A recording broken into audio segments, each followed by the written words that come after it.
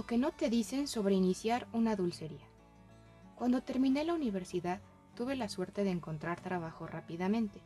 Estuve trabajando en una empresa durante algunos meses, pero fui despedida injustificadamente. En ese momento, decidí tomar las riendas de mi futuro y no incursionar más en el trabajo corporativo. Había ahorrado muy poco dinero, pero aún así decidí seguir mi sueño de abrir una cafetería. La investigación y los desafíos iniciales. Después de tomar la decisión de abrir mi propio negocio, me dirigí a la famosa avenida Chapultepec en la Ciudad de México. Allí comencé a investigar qué equipo necesitaría para montar mi cafetería. Recorrí tiendas buscando refrigeradores, máquinas para hacer café, vitrinas y otros equipos esenciales. Sin embargo, al hacer la cuenta, vi mi triste realidad. El dinero que había ahorrado no sería suficiente para comprar todo lo necesario.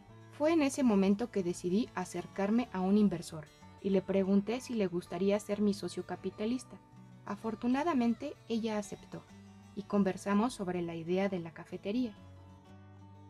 Sin embargo, el precio del mobiliario era superior a nuestros ahorros juntos.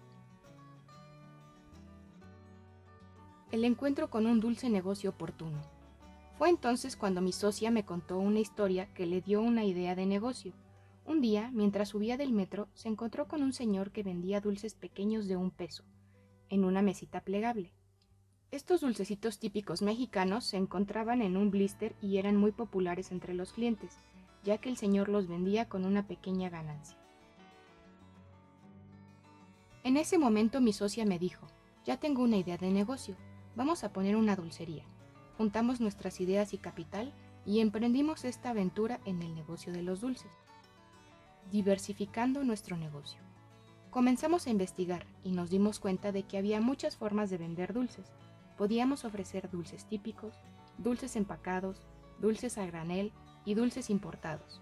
Decidimos hacer una mezcla de estas opciones vendiendo dulces empacados, pero también ofreciendo la posibilidad de comprarlos por unidad, en lugar del paquete completo. Además, se nos ocurrió la brillante idea de vender paletas de hielo preparadas con Miguelito y chamoy.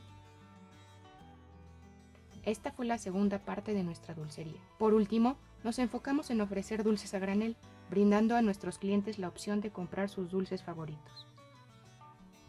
El primer paso y los desafíos inesperados. Con nuestra idea en mente, abrimos la primer dulcería y comenzamos a vender a los niños en una colonia cercana a donde nosotros vivíamos.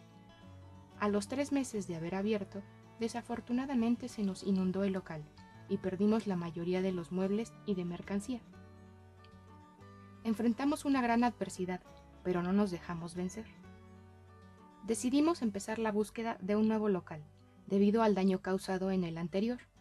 Analizamos el trayecto de los chicos que iban en el metro a una escuela de nivel medio superior, cerca de nosotros. Entonces, nos dimos cuenta de que sería estratégico buscar un local en la avenida principal. Sin embargo, los precios de la renta eran extremadamente altos, por lo que comenzamos a explorar calles aledañas. Finalmente, encontramos un local muy pequeño de apenas 9 metros cuadrados, aunque anteriormente habíamos tenido una dulcería en un espacio de 30 metros cuadrados. Decidimos adaptarnos a este lugarcito y hacerlo funcionar. La pasión y perseverancia. Abrir una dulcería fue un desafío, pero nos apasionaba cada aspecto de nuestro negocio. Desde la investigación inicial hasta la diversificación de nuestra oferta y la superación de obstáculos inesperados. Cada paso nos enseñó lecciones muy valiosas. Hoy en día nuestra dulcería se ha convertido en un lugar de referencia para los amantes de los dulces en nuestra comunidad. Continuamos buscando nuevas formas de innovar y sorprender a nuestros clientes con deliciosos productos.